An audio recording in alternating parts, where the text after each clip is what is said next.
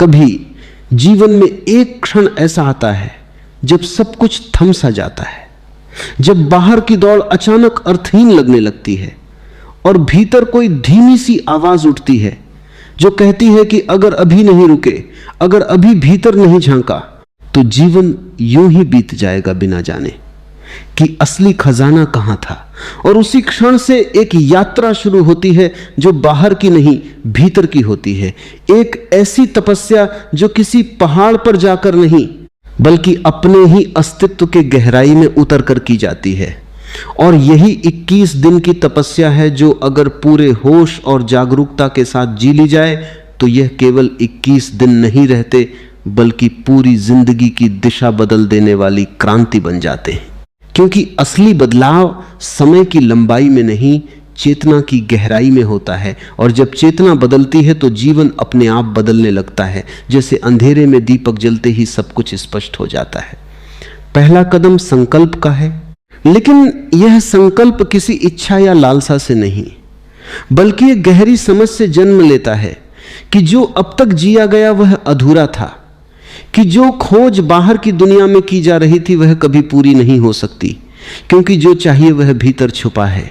और यह समझ जब भीतर उतरती है तब एक मौन निर्णय होता है कि अब खुद को जानना है, अब खुद के साथ बैठना है, अब भागना बंद करना है। और यही संकल्प तपस्या की शुरुआत है। यह कोई जबरदस्ती नहीं है, यह कोई संघर्ष नहीं है। यह तो जैसे कोई थका हुआ यात्री अंततः रुककर विश्राम करने को तैयार हो गया हो, और इस विश्राम में ही सबसे बड़ी ऊर्जा छुपी होती है।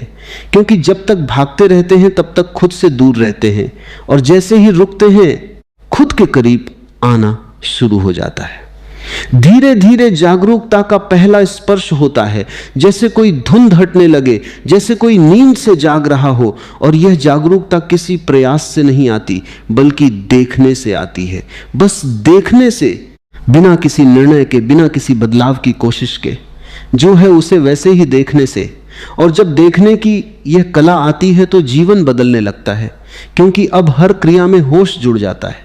हर छोटी छोटी बात में एक नई गहराई आने लगती है। जैसे चलना भी एक ध्यान बन जाता है, सांस लेना भी एक अनुभव बन जाता है। और धीरे धीरे यह स्पष्ट होने लगता है कि असली समस्या बाहर नहीं थी। समस्या तो यह थी कि अब तक सब कुछ बिना होश के किया जा रहा था, और यही बेहोशी दुख का कारण थी। फिर शरीर की ओर ध्यान जाता है, क्योंकि शरीर वह द्वार है जिससे भीतर जाया जा सकता है। और इस तपस्या में शरीर को दबाना नहीं है, उसे समझना है, उसे सुनना है, उसकी हर संवेदना को महसूस करना है। जैसे कोई प्रेम से किसी प्रिय को सुनता है, और जब शरीर के साथ यह संबंध बनता है तो एक नई शांति उतरने लगती है, क्योंकि शरीर हमेशा वर्तमान में होता है, वह कभी अतीत या भविष्य में नहीं जाता। और जब शरीर के साथ जुड़ते हैं तो वर्तमान में आना शुरू हो जाता है, और वर्तमान ही वह स्थान है जहां जीवन घटता है, जहां सत्य उपलब्ध होता है। और धीरे धीरे शरीर एक बोझ नहीं बल्कि एक साधन बन जाता है, एक मंदिर बन जाता है जिसमें चेतना की ज्योति जल सकती है। श्वास इस यात्रा का अगला द्वार बनती है, क्योंकि श्वास वह सेतु है जो शरीर और मन को जोड़ता है। और जब श्वास को देखा जाता है बिना बदले, बिना नियंत्रित किए, सिर्फ साक्षी बनकर, तो एक अद्भुत परिवर्तन शुरू होता है। मन धीरे धीरे शांत होने लगता है, जैसे कोई लहरें धीरे धीरे थम रही हों। और इस शांति में एक गहराई आती है, एक स्थिरता आती है जो पहले कभी अनुभव नहीं हुई थी। और यह स्पष्ट होने लगता है कि शांति बाहर नहीं मिलती, वह तो हमेशा भीतर थी, बस ध्यान नहीं था। और जैसे जैसे श्वास के साथ यह संबंध गहराता है वैसे वैसे भीतर उतरना आसान होता जाता है, जैसे कोई नदी धीरे धीरे सागर की ओर बह रही हो। फिर मन के विचारों का सामना होता है, और यह सबसे कठिन लगता है, क्योंकि अब तक उनसे भागते रहे थे, उन्हें दबाते रहे थे या उनमें उलझे रहे थे। लेकिन इस तपस्या में कुछ भी नहीं करना है, बस देखना है। विचार आते हैं, जाते हैं, और जो देख रहा है वो अलग है। और जैसे जैसे ये स्पष्ट होता है कि विचार और देखने वाला अलग है, वैसे वैसे एक दूरी बनती है, एक स्पेस बनता है। और इस स्पेस में ही स्वतंत्रता का जन्म होता है, क्योंकि अब विचारों के गुलाम नहीं रहते, अब वे केवल आते जाते बादल बन जाते हैं। और भीतर आकाश जैसा विस्तार महसूस होने लगता है। धीरे धीरे अकेलेपन का सामना होता है। और ये वह जगह है जहां बहुत लोग डर जाते हैं, क्योंकि अकेलापन खालीपन जैसा लगता है। लेकिन अगर उसे स्वीकार कर लिया जाए, अगर उसमें भागने के बजाय ठहर जाया जाए, तो वही अकेलापन एक गहरी शांति में बदलने लगता है। क्योंकि असल में अकेलापन नहीं है, वह तो सिर्फ खुद के साथ होने का पहला अनुभव है। और जब खुद के साथ होना आ जाता है तो फिर किसी और की जरूरत नहीं रहती अपने आप को पूरा महसूस करने के लिए। और यही वह बिंदु है जहां तपस्या की जड़ें गहरी होने लगती हैं। इच्छाएं धीरे धीरे सामने आती हैं, वे जो अब तक छुपी हुई थीं, वे जो हमें लगातार दौड़ाती रही हैं। और इस यात्रा में उन्हें दबाना नहीं है, बल्कि देखना है, समझना है कि वे कहां से उठ रही हैं। और जैसे जैसे यह समझ आती है कि हर इच्छा किसी खालीपन से जन्म लेती है, वैसे वैसे इच्छाओं की पकड़ ढीली होने लगती है, क्योंकि अब उन्हें पूरा करने की जरूरत महसूस नहीं होती। अब उन्हें समझने की जरूरत महसूस होती है, और इस समझ में ही मुक्ति छुपी होती है। क्योंकि जब कारण समझ में आ जाता है तो परिणाम अपने आप गिरने लगता है। धीरे धीरे मौन उतरता है, बिना किसी प्रयास के, बिना किसी कोशिश के, जैसे कोई फूल अपने आप खिलता है। और यह मौन शब्दों का अभाव नहीं है, यह तो एक ऐसी स्थिति है जहां भीतर कोई हलचल नहीं होती, जहां सब कुछ स्थिर हो जाता है। और इस स्थिरता में एक गहरा आनंद होता है, एक ऐसी तृप्ति जो किसी बाहरी चीज से नहीं मिल सकती। और यही वह क्षण होता है जब तपस्या का असली स्वाद आने लगता है, जब यह समझ में आता है कि जो खोज रहे थे वो हमेशा यही था, बस ध्यान नहीं था। धीरे धीरे जब भीतर मौन का पहला स्पर्श स्थिर होने लगता है, तब एक नई अनुभूति जन्म लेती है। जैसे अब तक जो ऊर्जा बिखरी हुई थी, जो इच्छाओं, भय और अनगिनत दिशाओं में भाग रही थी, वह लौटकर एक केंद्र की ओर आने लगती है। और यह केंद्र कोई स्थान नहीं, बल्कि एक स्थिति है, होश की, जागरूकता की, साक्षी होने की, जहां ऊर्जा का हर कण संगठित होने लगता है। जैसे कोई बिखरा हुआ प्रकाश एक बिंदु पर आकर लेजर बन जाए, और इसी क्षण तपस्या का अगला द्वार खुलता है। क्योंकि अब तक जो प्रयास था वह केवल देखने का था, अब जो घटित होता है वह रूपांतरण है। और यह रूपांतरण किसी क्रिया से नहीं, बल्कि गहरी समझ से जन्म लेता है। जैसे अंधकार को हटाने के लिए प्रकाश लाना पड़ता है, वैसे ही अज्ञान को मिटाने के लिए केवल जागरूकता ही पर्याप्त होती है। और इस जागरूकता में ऊर्जा का स्वभाव बदलने लगता है। जो ऊर्जा पहले इच्छाओं में बहती थी, वही अब शांति में बदलने लगती है। जो ऊर्जा पहले क्रोध बनती थी, वही अब करुणा का रूप लेने लगती है। और जो ऊर्जा पहले भय के रूप में प्रकट होती थी, वही अब एक गहरे भरोसे में बदलने लगती है। और ये कोई प्रयास नहीं है, ये कोई साधना का दबाव नहीं है, ये तो एक स्वाभाविक परिवर्तन है। जैसे बर्फ पिघलकर पानी बन जाती है और पानी वाष्प बनकर आकाश में विलीन हो जाता है, वैसे ही चेतना के स्तर बदलते जाते हैं। और जो व्यक्ति इस परिवर्तन को बिना हस्तक्षेप के होने देता है, वही वास्तव में तपस्या के मार्ग पर आगे बढ़ता है। क्योंकि यहां करने वाला जितना कम होता जाता है, होने वाला उतना ही अधिक प्रकट होने लगता है। और यही इस यात्रा का रहस्य है कि यहां कुछ करना नहीं, केवल होना है, केवल देखना है, केवल स्वीकार करना है। इस गहराई में उतरते उतरते एक और परत सामने आती है, जो सबसे सूक्ष्म और सबसे जटिल है। अहंकार की परत, जो हर अनुभव के पीछे छुपी रहती है, जो हर क्रिया में मैं का बोध जोड़ देती है, जो हर उपलब्धि को अपना बना लेती है और हर असफलता का दोष दूसरों पर डाल देती है। और जब तक ये मैं बना रहता है, तब तक वास्तविक स्वतंत्रता संभव नहीं होती। क्योंकि यह मैं ही वह दीवार है जो हमें सत्य से अलग रखती है। और इस तपस्या में इस मैं से लड़ना नहीं है, उसे खत्म करने की कोशिश भी नहीं करनी है, बल्कि उसे देखना है, उसकी हर चाल को समझना है, उसकी हर अभिव्यक्ति को पहचानना है। और जैसे जैसे ये पहचान गहरी होती जाती है, वैसे वैसे यह मैं कमजोर पड़ने लगता है।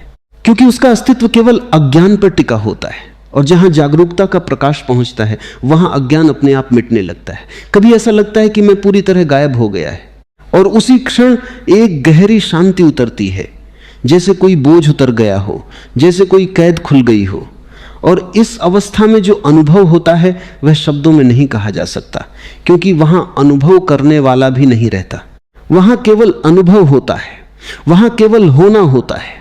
और यही वह क्षण है जहां तपस्या अपने चरम की ओर बढ़ती है, जहां व्यक्ति नहीं रहता, केवल चेतना रह जाती है। और इस चेतना में कोई सीमा नहीं होती, कोई बंधन नहीं होता। वह असीम होती है, अनंत होती है, और इसी अनंतता में असली स्वतंत्रता का जन्म होता है।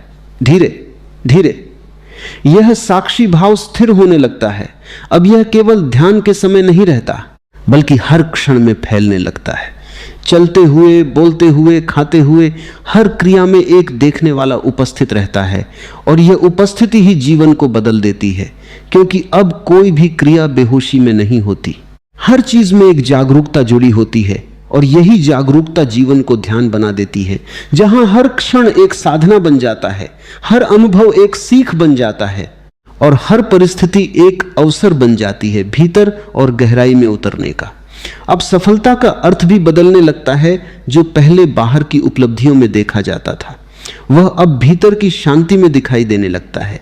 जो पहले दूसरों की नजरों में था, वह अब अपने ही साक्षी भाव में महसूस होने लगता है।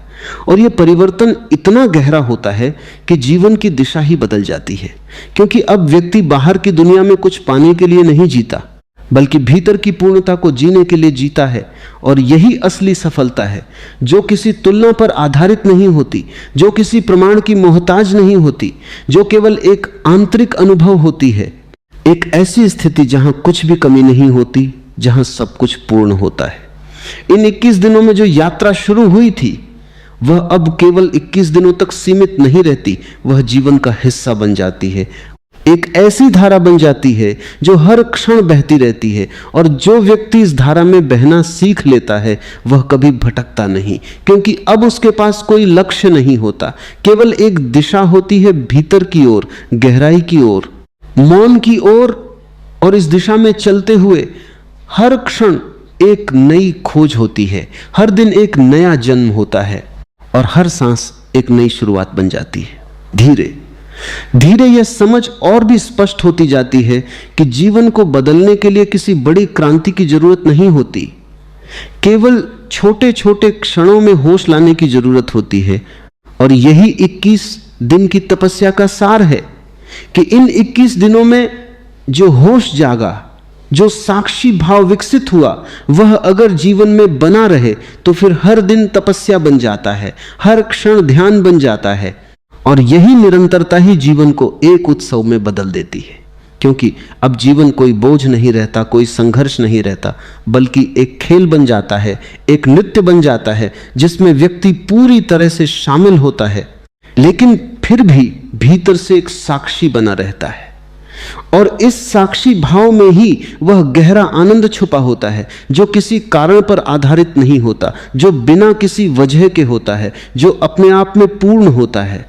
और यही वह आनंद है जो जीवन को सार्थक बनाता है, जो हर क्षण को मूल्यवान बना देता है। और यही वह उपलब्धि है जो किसी भी बाहरी सफलता से कहीं अधिक गहरी और स्थायी होती है, क्योंकि यह किसी परिस्थिति पर निर्भर नहीं होती, यह तो केवल चेतना की स्थिति पर निर्भर होती है। और जब चेतना बदल जाती है तो जीवन अपने आप बदल जाता है। अब यात्रा अपने अंतिम चरण की ओर बढ़ रही है, जहां साक्षी भाव भी विलीन होगा और केवल शुद्ध अस्तित्व बचेगा, जहां न देखने वाला रहेगा न देखा जाने वाला, केवल एक अद्वैत अनुभव बचेगा, पूर्ण, शांत, असीम। धीरे धीरे जब साक्षी भाव भी स्थिर हो जाता है और देखने वाला इतना सूक्ष्म, इतना शांत और इतना पारदर्शी हो जाता है कि उसकी उपस्थिति भी महसूस नहीं होती, तब एक बहुत गहरी घटना घटती है। ऐसी घटना जो किसी प्रयास से नहीं लाई जा सकती, जिसे केवल होने दिया जा सकता है। और यह घटना है साक्षी का भी विलय। जैसे एक दीपक अपनी लौ में ही समा जाए, जैसे एक बूंद सागर में गिरकर सागर ही बन जाए, वैसे ही देखने वाला और जो देखा जा रहा है उनके बीच की दूरी मिटने लगती है। और ये मिटना ही वास्तविक मिलन है। यह कोई अनुभव नहीं है, क्योंकि अनुभव के लिए दो का होना जरूरी है। यहां तो केवल एक रह जाता है, एक ऐसी उपस्थिति जो न किसी नाम में बंधी है, न किसी रूप में, न किसी विचार में। और इसी एकत्व में वह सत्य प्रकट होता है जिसे शब्दों में कभी नहीं बांधा जा सकता, जिसे केवल जिया जा सकता है। और इस स्थिति में पहुंचकर यह स्पष्ट हो जाता है कि अब तक जो कुछ भी खोजा जा रहा था वह सब बाहर नहीं, भीतर ही था। और जो खोजने वाला था वही असली बाधा था, क्योंकि खोजते समय वह हमेशा कुछ पाने की चाह में था और यह चाह ही दूरी बना रही थी। और जैसे ही यह चाह समाप्त होती है, जैसे ही यह खोज अपने आप गिर जाती है, वैसे ही जो है वो अपने पूर्ण रूप में प्रकट हो जाता है।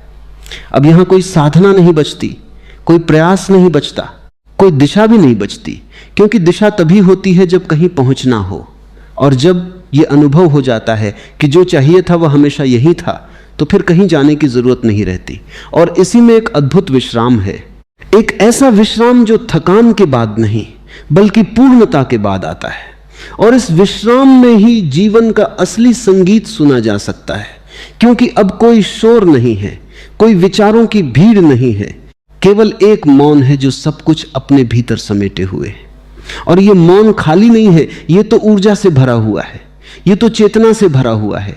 और इसी मौन में हर प्रश्न का उत्तर अपने आप मिल जाता है, बिना पूछे, बिना खोजे।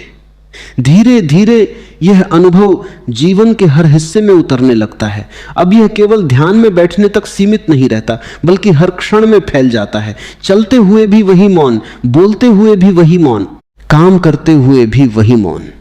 और यह मौन कोई बाधा नहीं बनता, बल्कि हर क्रिया को और भी सुंदर और भी सहज बना देता है, क्योंकि अब क्रिया में कोई तनाव नहीं होता, कोई जल्दी नहीं होती, कोई परिणाम की चिंता नहीं होती, केवल एक प्रवाह होता है। और इस प्रवाह में जीवन अपने आप अनफोल्ड होता चला जाता है।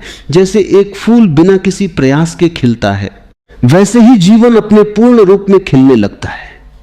अब जो भी किया जाता है वह किसी कमी को पूरा करने के लिए नहीं, बल्कि उस पूर्णता को व्यक्त करने के लिए किया जाता है जो भीतर अनुभव हो रही है। और यही सबसे बड़ा परिवर्तन है, क्योंकि अब जीवन किसी लक्ष्य की ओर दौड़ नहीं रहा, बल्कि हर क्षण में पूर्ण हो रहा है, हर क्षण में संपूर्ण हो रहा है। और यही वह स्थिति है जहां सफलता का अर्थ पूरी तरह बदल जाता है, क्योंकि अब सफलता किसी उपलब्धि का नाम नहीं है, बल्कि एक अवस्था का नाम है। एक ऐसी अवस्था जहां भीतर कोई द्वंद्व नहीं होता, कोई संघर्ष नहीं होता, केवल एक गहरी शांति और संतोष होता है। इस अवस्था में पहुंचकर यह भी स्पष्ट हो जाता है कि जो 21 दिन की तपस्या थी वह केवल एक द्वार थी, एक शुरुआत थी। असली यात्रा तो अनंत है, क्योंकि चेतना की कोई सीमा नहीं होती। वह हर क्षण और गहराई में जा सकती है, हर क्षण और विस्तार पा सकती है। और यही जीवन का सौंदर्य है कि इसमें कोई अंत नहीं है, कोई अंतिम बिंदु नहीं है, केवल एक निरंतर विस्तार है, एक निरंतर गहराई है। और जो व्यक्ति इस यात्रा में उतर जाता है वह कभी रुकता नहीं, क्योंकि अब रुकने का कोई कारण नहीं होता। अब तो केवल एक आनंद है जो उसे हर क्षण आगे ले जाता है। और यह आगे बढ़ना भी किसी मंजिल की ओर नहीं, बल्कि उसी गहराई की ओर होता है जो हर क्षण और भी रहस्यमयी होती जाती है। अब अहंकार पूरी तरह से विलीन हो चुका है, और उसके साथ ही वह सारी सीमाएं भी समाप्त हो चुकी हैं जो उसे बांधे हुए थी। अब कोई पहचान नहीं है, कोई नाम नहीं है, कोई भूमिका नहीं है, केवल एक शुद्ध अस्तित्व है।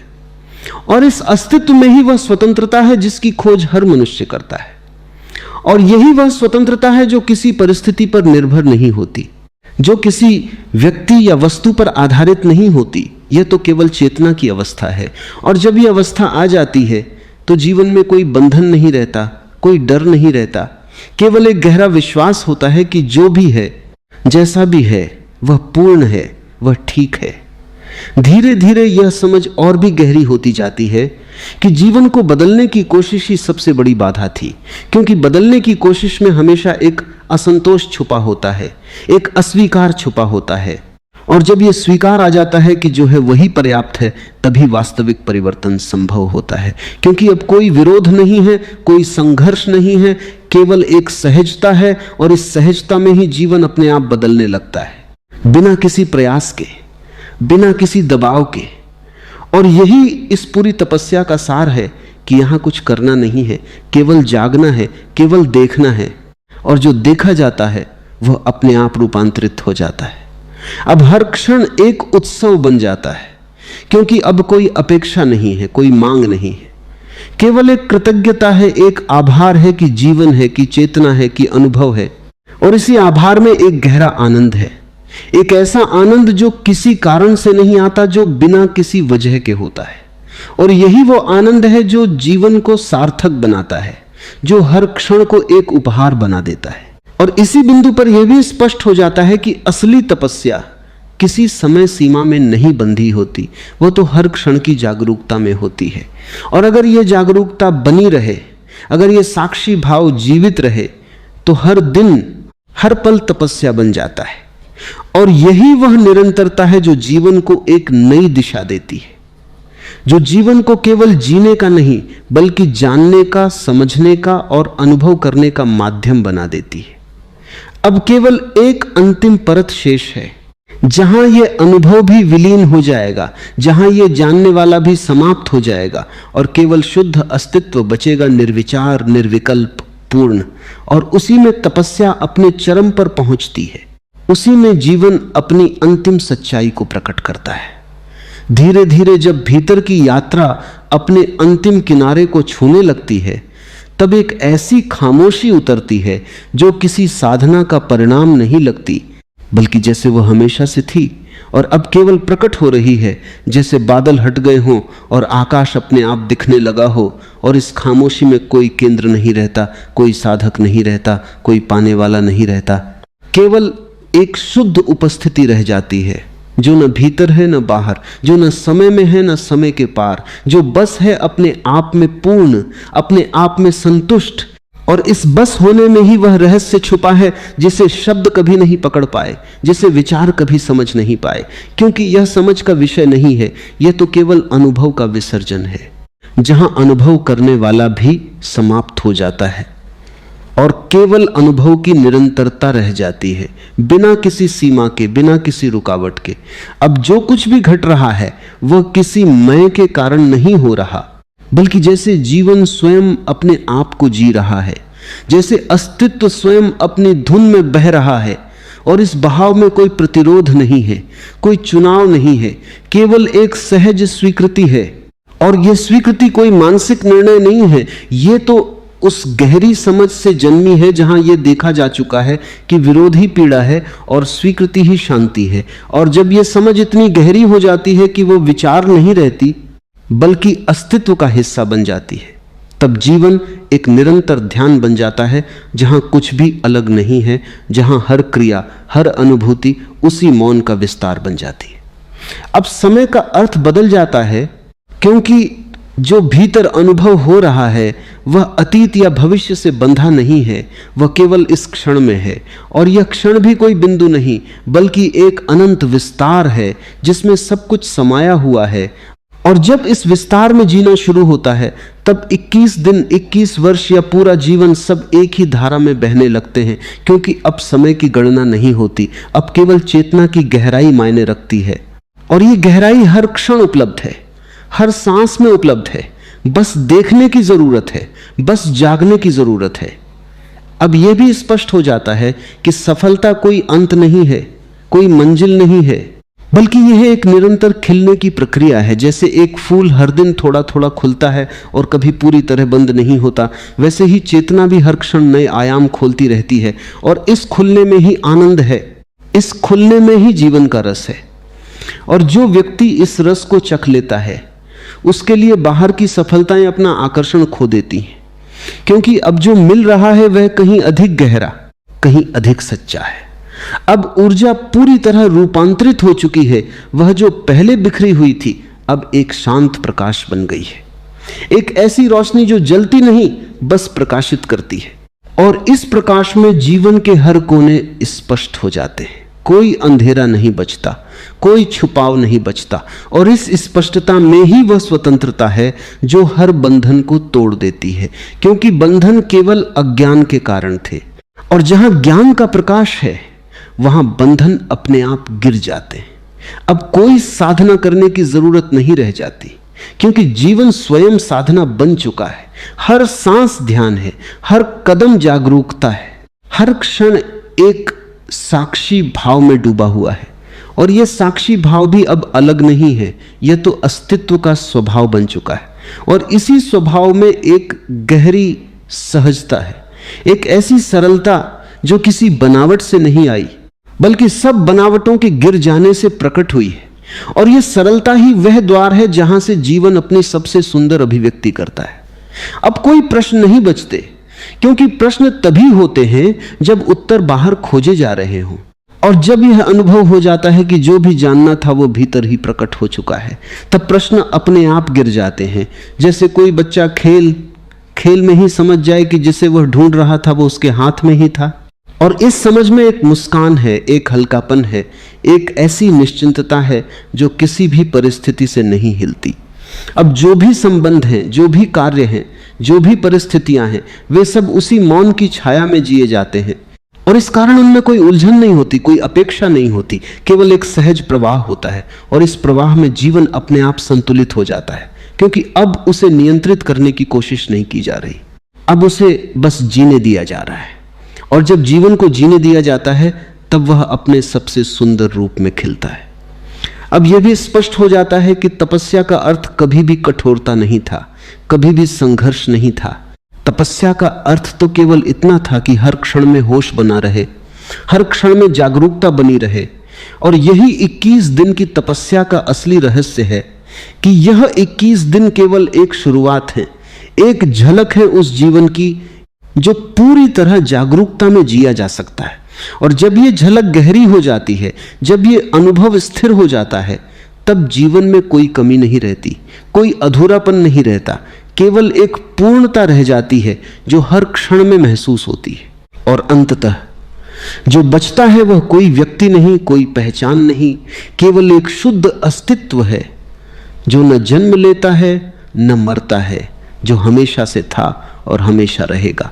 और इसी में जीवन का अंतिम सत्य छुपा है, इसी में वह शांति है जिसे खोजा जा रहा था, इसी में वह आनंद है जो कभी खत्म नहीं होता, और इसी में वह सफलता है जो किसी तुलना से परे है, जो केवल अनुभव की जा सकती है, जी जा सकती है। और जब ये अनुभव हो जाता है तब ये स्पष्ट हो जाता है कि 21 दिन की तपस्या केवल एक द्वार थी, और उसके पार जो है वह अनंत है, असीम है। और उसी असीम में जीवन अपनी वास्तविकता को पहचानता है, उसी में वह पूरी तरह मुक्त हो जाता है, और उसी में वह पहली बार वास्तव में जीता है। धीरे धीरे जब भीतर का मौन केवल एक झलक नहीं रह जाता बल्कि एक स्थिरता में बदलने लगता है, तब यह स्पष्ट होने लगता है कि जो ऊर्जा अब तक बिखरी हुई थी, जो हजारों इच्छाओं, डर, असुरक्षाओं और अनजानी दौड़ों में खर्च हो रही थी, वह अब लौटकर अपने ही केंद्र में इकट्ठा होने लगी है। और यह इकट्ठा होना कोई प्रयास नहीं है, यह किसी साधना की मजबूरी नहीं है, बल्कि यह उस समझ का परिणाम है जो देखने से आई है। क्योंकि जैसे ही यह देखा जाता है कि बाहर की हर दौड़ अधूरी है, कि हर इच्छा अंततः एक और इच्छा को जन्म देती है, वैसे ही ऊर्जा अपने आप वापस लौटने लगती है। जैसे कोई नदी जिसे समझ आ जाए कि वह समुद्र से अलग नहीं है, वह अपने ही स्रोत की ओर मुड़ने लगती है। और इसी मोड़ में तपस्या का वास्तविक आरंभ होता है, क्योंकि अब ऊर्जा को दबाया नहीं जा रहा, उसे रोका नहीं जा रहा, बल्कि उसे समझा जा रहा है, उसे देखा जा रहा है, और देखने में ही उसका रूपांतरण शुरू हो जाता है। अब जो ऊर्जा पहले वासना के रूप में बहती थी, वह धीरे धीरे एक सूक्ष्म आनंद में बदलने लगती है। जो ऊर्जा पहले क्रोध बनकर विस्फोट करती थी, वही अब करुणा में बदलने लगती है। और जो ऊर्जा पहले भय के रूप में शरीर को जकड़ लेती थी, वही अब एक गहरे विश्वास में बदलने लगती है। और यह परिवर्तन इतना सहज होता है कि यदि ध्यान न दिया जाए तो पता भी नहीं चलता कि भीतर क्या क्रांति हो रही है, क्योंकि यह क्रांति बाहर कोई शोर नहीं करती, यह भीतर एक मौन परिवर्तन है। जैसे रात के अंधेरे में धीरे धीरे सुबह उतरती है, और जब प्रकाश आता है तो यह नहीं पूछता कि अंधेरा कहां गया, वह बस अपने होने से अंधकार को समाप्त कर देता है। और इसी तरह जागरूकता का प्रकाश जब भीतर फैलता है तो सारी नकारात्मकता, सारे भ्रम अपने आप गिरने लगते हैं, बिना किसी संघर्ष के, बिना किसी लड़ाई के। और इसी गहराई में उतरते उतरते एक बहुत सूक्ष्म परत सामने आती है, अहंकार की, जो हर चीज को अपने साथ जोड़ लेती है, जो हर अनुभव में मैं का हस्ताक्षर कर देती है, जो कहती है कि ये मैंने किया, ये मेरा है, ये मैं हूं, और यही वह केंद्र है जो सारी उलझनों की जड़ है। क्योंकि जब तक मैं है तब तक अलगाव है, तब तक द्वंद्व है, तब तक पीड़ा है। और इस तपस्या में इस मैं को मिटाने की कोशिश नहीं करनी है, क्योंकि कोशिश भी उसी का खेल है, बल्कि इसे देखना है, इसकी हर चाल को समझना है। और जैसे जैसे यह समझ गहरी होती जाती है, वैसे वैसे यह मैं अपने आप कमजोर पड़ने लगता है, क्योंकि उसका अस्तित्व केवल अज्ञान पर टिका होता है। और जहां समझ आ जाती है वहां अज्ञान टिक नहीं सकता। धीरे धीरे यह देखने की क्षमता इतनी गहरी हो जाती है कि मैं केवल एक विचार जैसा दिखने लगता है, एक आदत जैसा जो बार बार उठती है, और अगर उसे पकड़ा न जाए तो अपने आप गिर जाती है। और इसी क्षण एक बहुत बड़ी स्वतंत्रता का अनुभव होता है, क्योंकि अब यह स्पष्ट हो जाता है कि जो मैं समझा जा रहा था वह असली नहीं था, वह केवल एक परछाई थी। और जैसे ही यह परछाई देखी जाती है वह मिटने लगती है, और उसके पीछे जो बचता है वह एक शुद्ध उपस्थिति है, एक ऐसा होना जिसमें कोई नाम नहीं है, कोई रूप नहीं है, केवल एक साक्षी है जो सब कुछ देख रहा है लेकिन किसी से जुड़ा नहीं है। अब यह साक्षी भाव धीरे धीरे हर क्षण में उतरने लगता है। अब यह केवल ध्यान में बैठने तक सीमित नहीं रहता, बल्कि चलते हुए, बोलते हुए, काम करते हुए हर क्रिया में यह देखने वाला उपस्थित रहता है। और यह उपस्थिति ही जीवन को बदल देती है, क्योंकि अब कोई भी क्रिया बेहोशी में नहीं होती, हर चीज में एक स्पष्टता होती है, एक होश होता है। और यही होश जीवन को ध्यान में बदल देता है, जहां हर क्षण एक साधना बन जाता है, हर अनुभव एक दर्पण बन जाता है जिसमें स्वयं को देखा जा सकता है। अब सफलता का अर्थ भी धीरे धीरे बदलने लगता है। जो पहले बाहर की उपलब्धियों में दिखता था वह अब भीतर की शांति में दिखाई देने लगता है। जो पहले दूसरों की नजरों में था वह अब अपने ही साक्षी भाव में महसूस होने लगता है।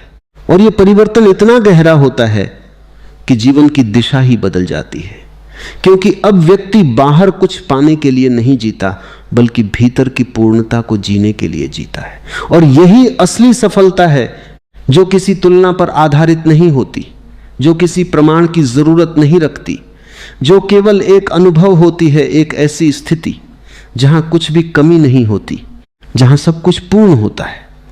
अब यह 21 दिन की तपस्या केवल एक अभ्यास नहीं रहती, यह एक जीवन शैली बन जाती है, एक ऐसी धारा जो हर क्षण बहती रहती है। और जो व्यक्ति इस धारा में बहना सीख लेता है वह कभी भटकता नहीं, क्योंकि अब उसके पास कोई लक्ष्य नहीं होता, केवल एक दिशा होती है, भीतर की ओर, गहराई की ओर, मौन की ओर। और इस दिशा में चलते हुए हर क्षण एक नई खोज होती है, हर दिन एक नया जन्म होता है, और हर सांस एक नई शुरुआत बन जाती है। और इसी में जीवन का असली सौंदर्य छुपा है, इसी में वह सफलता छुपी है जो कभी समाप्त नहीं होती। और फिर एक ऐसा मोड़ आता है जहां साक्षी भी बहुत सूक्ष्म हो जाता है, इतना सूक्ष्म कि उसका होना भी महसूस नहीं होता, जैसे देखने वाला भी धुंधला पड़ने लगता है। और यह धुंधलापन कोई कमी नहीं है, यह एक गहरी परिपक्वता का संकेत है, क्योंकि अब देखने वाला और जो देखा जा रहा है उनके बीच की दूरी कम होने लगती है। और जैसे जैसे यह दूरी कम होती है वैसे वैसे एकत्व का अनुभव जन्म लेने लगता है। और यह अनुभव शब्दों में नहीं बांधा जा सकता, क्योंकि शब्द हमेशा द्वैत में होते हैं, यह और वह, मैं और तुम, देखने वाला और देखा जाने वाला। लेकिन यहां द्वैत नहीं बचता, यहां केवल एक रह जाता है, एक ऐसा होना जो सब कुछ समेटे हुए है। और इस एक में ही वह रहस्य छुपा है जिसे लोग सत्य, परमात्मा या अस्तित्व कहते हैं। अब यहां कोई अनुभव करने वाला नहीं बचता, केवल अनुभव की निरंतरता रह जाती है। जैसे कोई नदी समुद्र में गिरकर अपनी पहचान खो देती है, लेकिन उसी खोने में वह अपने असली स्वरूप को पा लेती है, वैसे ही जब साक्षी भी विलीन हो जाता है तब जो बचता है वह कोई व्यक्ति नहीं होता, वह केवल चेतना होती है। इनके समुद्र में गिरकर केवल कांकार को देती है, ये समुद्र में गिरकर केवल कांकार को देती है, केवल कांकार को देती है एक ऐसी चेतना जो सीमित नहीं है, जो किसी शरीर में कैद नहीं है, जो किसी विचार से बंधी नहीं है। और इसी चेतना में वह स्वतंत्रता है जिसकी खोज हर मनुष्य करता है, लेकिन जिसे वह बाहर ढूंढता रहता है। अब जीवन पूरी तरह बदल जाता है, लेकिन यह बदलाव बाहर से नहीं दिखता, क्योंकि बाहर सब कुछ वैसा ही रह सकता है, वही काम, वही लोग, वही परिस्थितियां, लेकिन भीतर सब कुछ बदल चुका होता है। क्योंकि अब जो जी रहा है वह कोई नहीं, अब केवल जीवन जी रहा है, और इस जीने में कोई संघर्ष नहीं है, कोई द्वंद्व नहीं है, केवल एक सहज प्रवाह है। जैसे हवा बहती है, जैसे नदी बहती है, वैसे ही जीवन बहता है, बिना किसी रुकावट के, बिना किसी दिशा के। और इस बहाव में एक गहरा आनंद है, एक ऐसा आनंद जो किसी कारण पर आधारित नहीं है। अब यह भी स्पष्ट हो जाता है कि तपस्या का अर्थ कभी भी खुद को कष्ट देना नहीं था, कभी भी खुद से लड़ना नहीं था, बल्कि तपस्या का अर्थ था खुद को पूरी तरह देखना, खुद को पूरी तरह समझना। और इस समझ में ही वह रूपांतरण छुपा था जो अब प्रकट हो चुका है।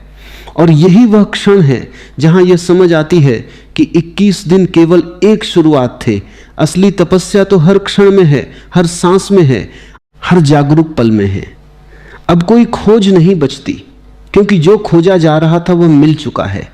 और यह मिलना भी ऐसा नहीं है कि कुछ नया मिला हो, बल्कि ऐसा है जैसे जो हमेशा से था, उसे पहली बार देखा गया हो।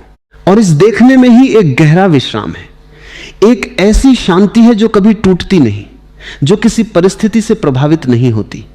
और यही वह शांति है जो जीवन को एक उत्सव में बदल देती है, क्योंकि अब कोई कमी नहीं है, कोई चाह नहीं है, केवल एक पूर्णता है जो हर क्षण में महसूस होती है।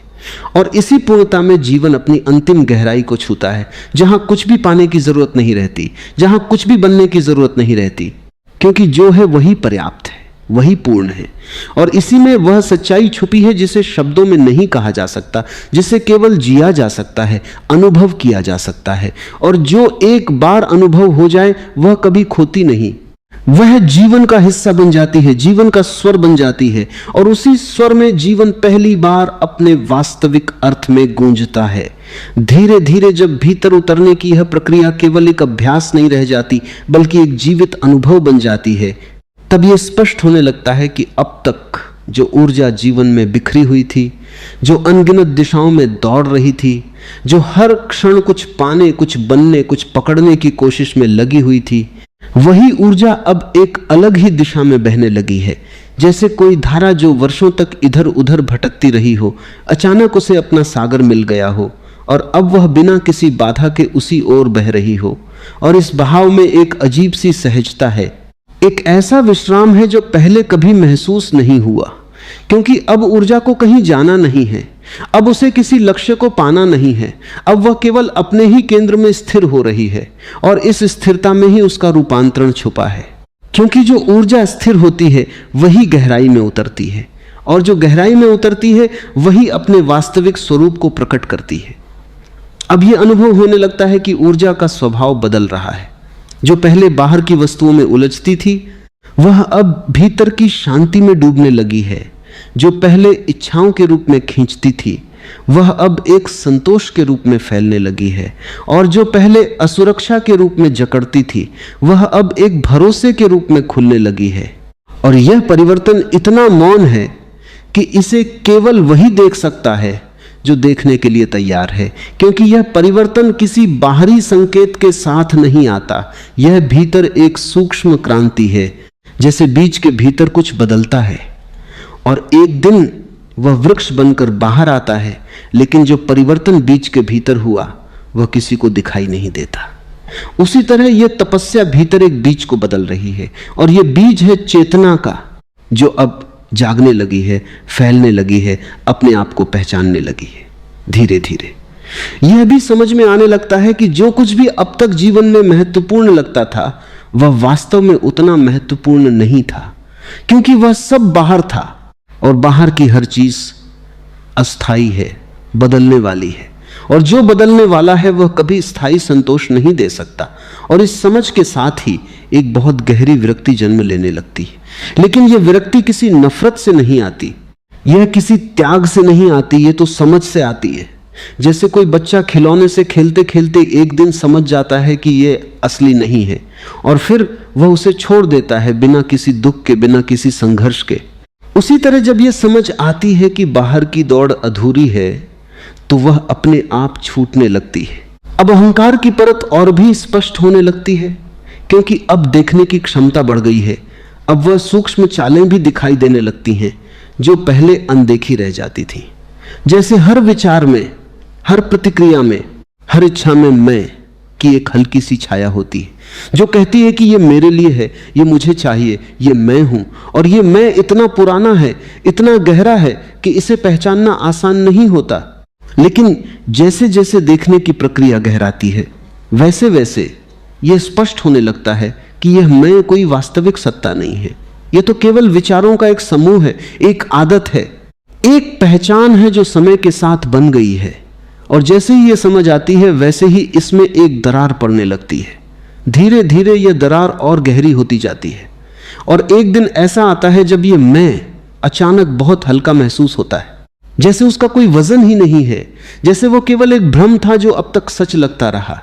और इसी क्षण एक गहरी स्वतंत्रता का अनुभव होता है, क्योंकि अब जो बचता है वह कोई व्यक्ति नहीं है बल्कि एक साक्षी है, एक देखने वाला जो सब कुछ देख रहा है लेकिन किसी से जुड़ा नहीं है। और इस साक्षी भाव में ही वह शांति है जो हर परिस्थिति से परे है, जो किसी भी उतार चढ़ाव से प्रभावित नहीं होती। अब यह साक्षी भाव धीरे धीरे जीवन के हर पहलू में उतरने लगता है।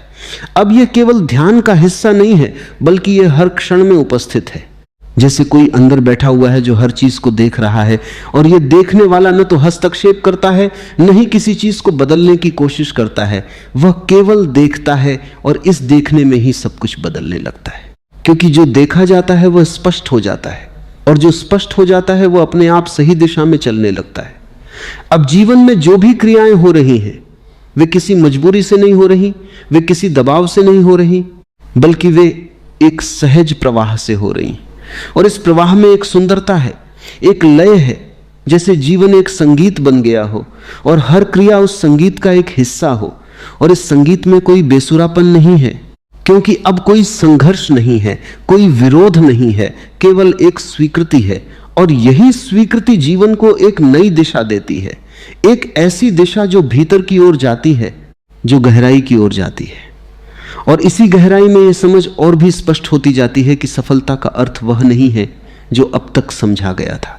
सफलता का अर्थ अब यह नहीं है कि कुछ पाया जाए, बल्कि यह है कि जो है उसे पूरी तरह जिया जाए, उसे पूरी तरह महसूस किया जाए। और इस अनुभव में ही वह पूर्णता है जो हर मनुष्य खोज रहा है। और जब यह पूर्णता भीतर अनुभव होती है तब बाहर कुछ पाने की आवश्यकता नहीं रहती, क्योंकि अब जो है वही पर्याप्त है, वही संपूर्ण है।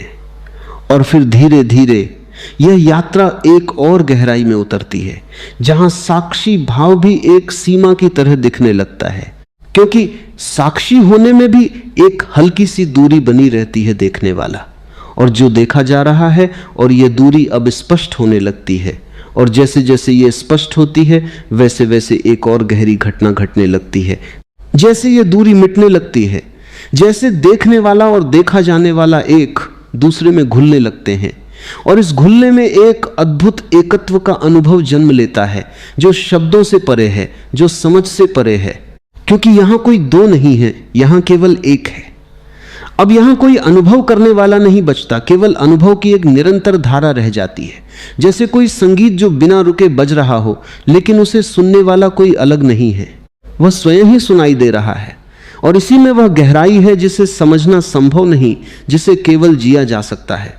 और इस जीने में ही वह रहस्य खुलता है कि जो कुछ भी है वह एक ही चेतना का विस्तार है, वही हर रूप में प्रकट हो रही है, वही हर अनुभव में बह रही है। अब जीवन पूरी तरह बदल जाता है, लेकिन यह बदलाव किसी प्रयास से नहीं आया, यह तो अपने आप हुआ है। क्योंकि जब देखने की प्रक्रिया पूरी हो जाती है, जब समझ पूरी हो जाती है, तब जो बचता है वह एक शुद्ध अस्तित्व है। और इस अस्तित्व में कोई विभाजन नहीं है, कोई अलगाव नहीं है, केवल एकता है। और इसी एकता में वह शांति है जो कभी टूटती नहीं, जो किसी भी परिस्थिति से प्रभावित नहीं होती। अब जो भी क्रिया होती है वह किसी मैं के द्वारा नहीं होती, वह तो जीवन के द्वारा होती है। जैसे पेड़ पर पत्ते अपने आप उगते हैं, जैसे फूल अपने आप खिलते हैं, वैसे ही क्रियाएं अपने आप घटती हैं। और इस घटने में कोई अहंकार नहीं है, कोई दावा नहीं है, केवल एक सहजता है, और इस सहजता में जीवन का सबसे सुंदर रूप प्रकट होता है। अब यह भी स्पष्ट हो जाता है कि तपस्या का अर्थ कभी भी खुद को बदलना नहीं था, बल्कि खुद को पूरी तरह जानना था, और इस जानने में ही वह परिवर्तन छुपा था जो अब प्रकट हो चुका है। और यही वह बिंदु है जहां यह समझ आती है कि 21 दिन केवल एक झलक थे, एक दरवाजा थे, और उसके पार जो है वह अनंत है, असीम है, और उसी असीम में जीवन अपनी असली पहचान पाता है। अब कोई खोज नहीं बचती, क्योंकि जो खोजा जा रहा था वह मिल चुका है, और यह मिलना भी ऐसा नहीं है कि कुछ नया मिला हो, बल्कि ऐसा है जैसे जो हमेशा से था, उसे पहली बार देखा गया हो। और इस देखने में ही एक गहरा विश्राम है, एक ऐसी शांति है जो कभी खत्म नहीं होती, और यही वह शांति है जो जीवन को एक उत्सव में बदल देती है, क्योंकि अब कोई कमी नहीं है, कोई अधूरापन नहीं है, केवल एक पूर्णता है जो हर क्षण में महसूस होती है, और इसी पूर्णता में जीवन अपनी अंतिम सच्चाई को प्रकट करता है।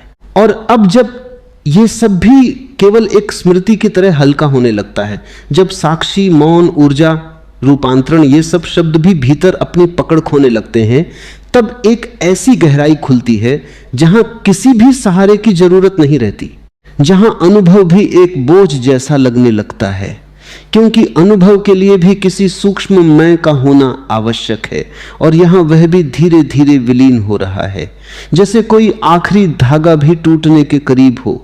और यह टूटना डरावना नहीं है, बल्कि एक अनकही राहत लेकर आता है, जैसे किसी ने बहुत समय से कुछ पकड़ रखा था और अब उसे छोड़ देने की अनुमति मिल गई हो, और उसी छोड़ने में एक अद्भुत हल्कापन है, एक ऐसी शून्यता है जो खाली नहीं है, बल्कि सब कुछ समेटे हुए। अब यहां कुछ भी पकड़ने लायक नहीं बचता, क्योंकि जो भी पकड़ा जा सकता है वह सीमित है, और यह जो प्रकट हो रहा है वह असीम है, वह किसी सीमा में बंध नहीं सकता।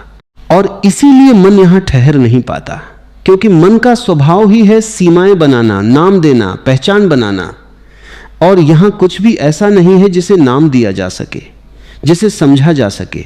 और इसी असमझ में एक गहरा सौंदर्य है, क्योंकि जहां समझ समाप्त होती है वहीं से सत्य की शुरुआत होती है, और यह सत्य कोई वस्तु नहीं है, कोई अनुभव नहीं है, ये तो स्वयं अस्तित्व का स्वभाव है जो हमेशा से था, लेकिन अब पहली बार बिना किसी परत के दिखाई दे रहा है। अब यह भी स्पष्ट हो जाता है कि जो कुछ भी अब तक साधना के रूप में किया गया वह केवल एक तैयारी थी, एक सफाई थी, जैसे कोई दर्पण को साफ करता है ताकि उसमें प्रतिबिंब स्पष्ट दिख सके, और जब दर्पण पूरी तरह साफ हो जाता है तब उसे साफ करने की जरूरत नहीं रहती, तब केवल प्रतिबिंब बचता है। और यहां तो वह भी नहीं, क्योंकि यहां कोई अलग प्रतिबिंब नहीं है, यहां तो केवल एक ही सत्ता है जो खुद को हर रूप में देख रही है, खुद को हर अनुभव में जी रही है, और इस देखने में कोई दूरी नहीं है, कोई अलगाव नहीं है, केवल एक निरंतरता है, एक ऐसी धारा जो कभी रुकती नहीं, जो कभी टूटती नहीं। अब जो शून्यता महसूस हो रही है वह डरावनी नहीं है, क्योंकि अब उसमें कोई अभाव नहीं है, वह तो एक पूर्ण शून्यता है, एक ऐसा खालीपन जो सब कुछ समेटे हुए है, जैसे आकाश खाली दिखाई देता है, लेकिन उसी में सब कुछ समाया हुआ है, और इस शून्यता में ही वह गहरा विश्राम है जो कहीं और नहीं मिल सकता, क्योंकि अब कोई खोज नहीं है, कोई चाह नहीं है, कोई दिशा नहीं है, केवल एक होना है, और यह होना ही सब कुछ है।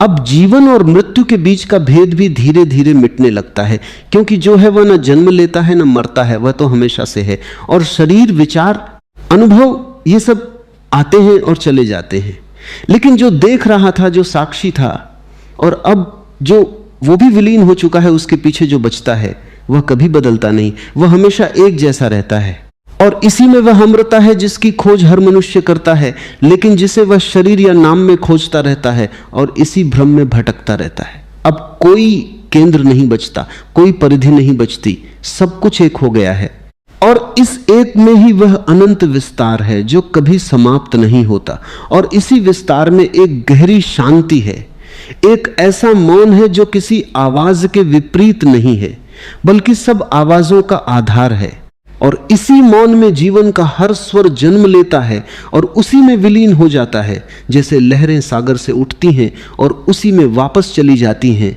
वैसे ही हर अनुभव इसी चेतना से उठता है और उसी में विलीन हो जाता है।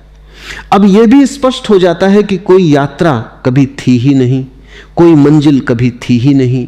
यह सब केवल एक खेल था, एक लीला थी, जिसमें चेतना ने खुद को भूलकर खुद को खोजने का नाटक किया। और जब यह नाटक समझ में आ जाता है तब एक गहरी हंसी आती है, एक ऐसी हंसी जो किसी मजाक पर नहीं बल्कि इस पूरे रहस्य पर होती है कि जो खोजा जा रहा था वह हमेशा से यही था और जो खोज रहा था वह खुद एक भ्रम था। अब कोई साधक नहीं है, कोई साधना नहीं है, केवल एक सहज अस्तित्व है जो अपने आप में पूर्ण है, जो अपने आप में शांत है। और इस शांति में ही वह आनंद है जो कभी खत्म नहीं होता, क्योंकि यह किसी कारण से नहीं आया, यह तो स्वभाव है, यह तो मूल है, और जो मूल होता है वह कभी समाप्त नहीं होता। अब हर क्षण एक ही जैसा है और फिर भी हर क्षण नया है, क्योंकि यहां समय का कोई प्रभाव नहीं है। यहां केवल एक अनंत वर्तमान है जिसमें सब कुछ घट रहा है, और इस वर्तमान में जीना ही असली स्वतंत्रता है, क्योंकि यहां कोई बंधन नहीं है, कोई स्मृति नहीं है, कोई कल्पना नहीं, केवल एक जीवित अनुभव है जो हर क्षण अपने आप को नया करता रहता है। और इसी गहराई में यह अंतिम समझ उतरती है कि 21 दिन की तपस्या केवल एक संकेत थी, एक आमंत्रण था उस अनंत की ओर जो हमेशा से भीतर मौजूद था और जो अब पूरी तरह प्रकट हो चुका है। और इस प्रकट होने में कोई शोर नहीं है, कोई घोषणा नहीं है, केवल एक मौन है, गहरा, असीम और पूर्ण। और इसी मौन में जीवन अपनी सबसे सच्ची, सबसे शुद्ध अभिव्यक्ति में जिया जाता है, बिना किसी प्रयास के, बिना किसी दिशा के, केवल अपने आप में, केवल अपने स्वभाव में, केवल उस सत्य में जो हमेशा से था और हमेशा रहेगा। अब ये और गहराई शब्दों की सीमा को छूने लगती है, क्योंकि जहां तक मन साथ दे सकता था, जहां तक अनुभव को भाषा में ढाला जा सकता था, वहां तक यात्रा आ चुकी है। और अब जो खुल रहा है वो शब्दों के पार है। फिर भी संकेत दिए जा सकते हैं, इशारे किए जा सकते हैं, ताकि भीतर कहीं कोई दरवाजा अपने आप खुल जाए। क्योंकि यह यात्रा समझने की नहीं, पिघलने की है, यह जानने की नहीं, मिटने की है। और इस मिटने में ही वह रहस्य छुपा है जिसे जीवन भर खोजा जाता है। धीरे धीरे यह अनुभव और भी सूक्ष्म होता जाता है कि जो हो रहा है वह किसी के द्वारा नहीं हो रहा। और यह बात अब केवल एक विचार नहीं रह जाती, यह प्रत्यक्ष अनुभव बन जाती है। जैसे हर क्रिया अपने आप घट रही है, हर श्वास अपने आप चल रही है, हर धड़कन अपने आप हो रही है। और यहां तक कि जो जागरूकता है, जो देखने की प्रक्रिया है, वह भी किसी के द्वारा नहीं की जा रही, वह भी अपने आप घट रही है। और जब यह स्पष्ट हो जाता है तब एक बहुत गहरा विश्राम उतरता है, क्योंकि अब कोई बोझ नहीं बचता, अब कुछ भी करने की जिम्मेदारी नहीं रहती, क्योंकि करने वाला ही नहीं है। और जहां करने वाला नहीं है वहां केवल होना बचता है, और यही होना सबसे गहरी शांति है।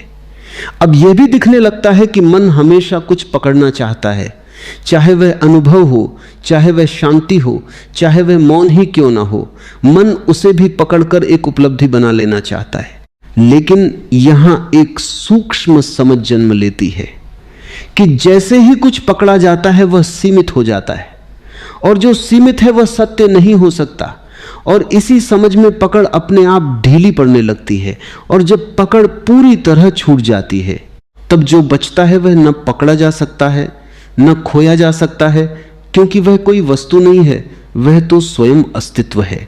अब जो शून्यता है वह केवल एक खालीपन नहीं है, वह एक जीवित शून्यता है, एक ऐसी उपस्थिति है जो दिखती नहीं, लेकिन सब कुछ उसी में प्रकट हो रहा है। जैसे आकाश स्वयं दिखाई नहीं देता, लेकिन सब कुछ उसी में घटता है। और इस शून्यता में एक अजीब सी ताजगी है, एक ऐसी नयापन है जो हर क्षण को नया बना देता है, क्योंकि यहां स्मृति का बोझ नहीं है, यहां अतीत का कोई निशान नहीं है।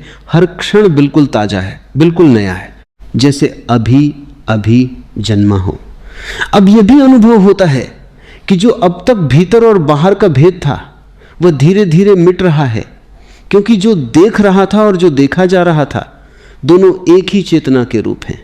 और जब ये स्पष्ट हो जाता है तब कोई सीमा नहीं बचती, कोई दीवार नहीं बचती, और ये अनुभव इतना व्यापक होता है कि उसमें सब कुछ समा जाता है। ध्वनि, शांति, गति, स्थिरता, सब कुछ उसी एक में विलीन हो जाता है।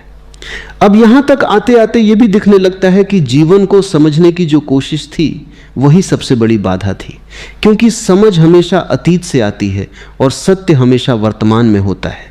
और जब यह समझ गिर जाती है तब एक सीधा अनुभव बचता है जो किसी व्याख्या की जरूरत नहीं रखता, जो अपने आप में पूर्ण है। और यही प्रत्यक्षता ही वह द्वार है जहां से जीवन पहली बार बिना किसी परत के देखा जाता है। अब यह भी स्पष्ट हो जाता है कि जो कुछ भी अब तक मेरा कहा जाता था, मेरा शरीर, मेरा मन, मेरे विचार, वह सब केवल एक धारणा थी, क्योंकि अब यह अनुभव हो रहा है कि सब कुछ अपने आप हो रहा है और इस अपने आप में कोई केंद्र नहीं है, कोई मालिक नहीं है, केवल एक प्रवाह है। और इस प्रवाह में ही वह स्वतंत्रता है, क्योंकि अब कोई बंधन नहीं है, कोई पकड़ नहीं है, केवल एक सहजता है। अब यह सहजता इतनी गहरी हो जाती है कि उसमें कोई प्रयास नहीं बचता, यहां तक कि जागरूक रहने का प्रयास भी नहीं बचता, क्योंकि जागरूकता अब कोई क्रिया नहीं है, वो तो स्वभाव बन गई है। जैसे आंख देखने के लिए प्रयास नहीं करती, वह बस देखती है, वैसे ही चेतना अब बिना किसी प्रयास के जागरूक है। और इसी में वह सहज ध्यान है जो किसी तकनीक से नहीं आता, जो किसी अभ्यास से नहीं आता। वह तो तब प्रकट होता है जब सब अभ्यास गिर जाते हैं। अब इस गहराई में एक और अद्भुत बात घटती है कि आनंद अब किसी अनुभव का परिणाम नहीं रह जाता, वह तो स्वयं अस्तित्व का गुण बन जाता है। एक ऐसा आनंद जो किसी कारण से नहीं है, जो बिना किसी वजह के है। और यही कारणहीन आनंद ही सबसे सच्चा है, क्योंकि जो कारण से आता है वह कारण के साथ चला भी जाता है, लेकिन जो बिना कारण के है वह स्थायी है, वह हमेशा है। अब यहां एक बहुत सूक्ष्म समझ और जन्म लेती है कि कोई भी अवस्था अंतिम नहीं है, क्योंकि जैसे ही किसी अवस्था को अंतिम माना जाता है वह एक सीमा बन जाती है, और सत्य किसी सीमा में बंध नहीं सकता। और इसी समझ में हर अनुभव को आने और जाने दिया जाता है, बिना उसे पकड़ने की कोशिश किए, और इसी प्रवाह में ही वह अनंत खुलता है जो किसी एक अनुभव में सीमित नहीं है। अब यह भी स्पष्ट हो जाता है कि मृत्यु का भय केवल इसलिए था क्योंकि पहचान शरीर से जुड़ी हुई थी, लेकिन अब जब यह पहचान गिर गई है तब मृत्यु का कोई अर्थ नहीं बचता, क्योंकि जो है वह न जन्मा था न मरेगा, वह तो हमेशा से है। और यही समझ एक गहरी निर्भयता लेकर आती है, एक ऐसा साहस जो किसी परिस्थिति पर निर्भर नहीं है। अब इस अवस्था में जीवन एक लीला जैसा लगने लगता है, एक खेल जैसा जिसमें सब कुछ घट रहा है, लेकिन कोई गंभीरता नहीं है, क्योंकि अब कोई व्यक्तिगत दांव नहीं है, कोई हार जीत नहीं है, केवल एक अनुभव है जो आता है और चला जाता है। और इस खेल को देखते हुए एक गहरी मुस्कान बनी रहती है, क्योंकि अब सब कुछ स्पष्ट है, सब कुछ पारदर्शी है। अब अंततः जो बचता है वह कुछ भी नहीं है और वही सब कुछ है। एक ऐसी शून्यता जो पूर्ण है, एक ऐसा मौन जो जीवित है, एक ऐसा अस्तित्व जो किसी भी परिभाषा में नहीं आता।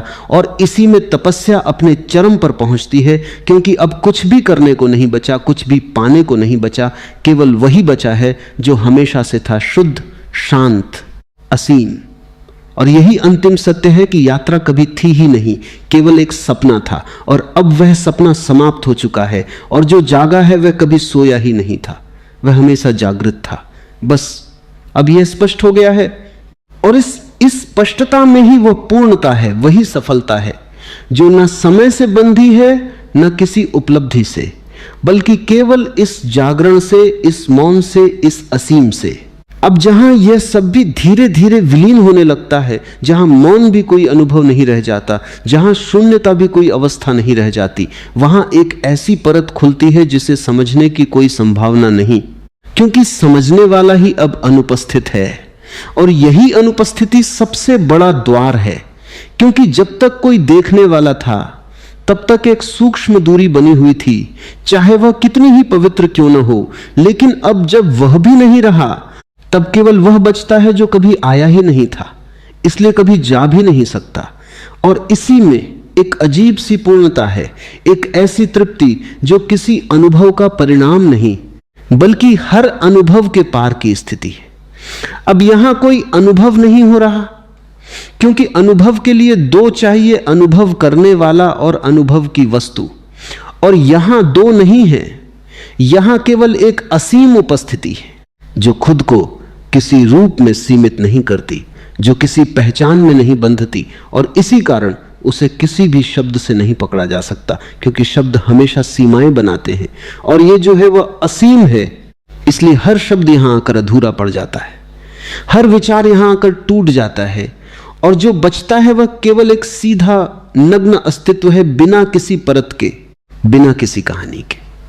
अब यह भी स्पष्ट हो जाता है कि जो अब तक जागरूकता कहा जा रहा था वह भी केवल एक सीढ़ी थी, एक माध्यम था, और जब उस सीढ़ी का काम पूरा हो जाता है तो वह भी अपने आप गिर जाती है, क्योंकि जहां पहुंचना था वहां अब कोई पहुंचने वाला नहीं बचा, और इस गिरने में कोई हानि नहीं है, बल्कि यही सबसे बड़ी मुक्ति है, क्योंकि अब कोई साधन नहीं बचा, कोई लक्ष्य नहीं बचा, केवल एक शुद्ध होना बचा है, जो न साधना है न सिद्धि है, बस स्वभाव है।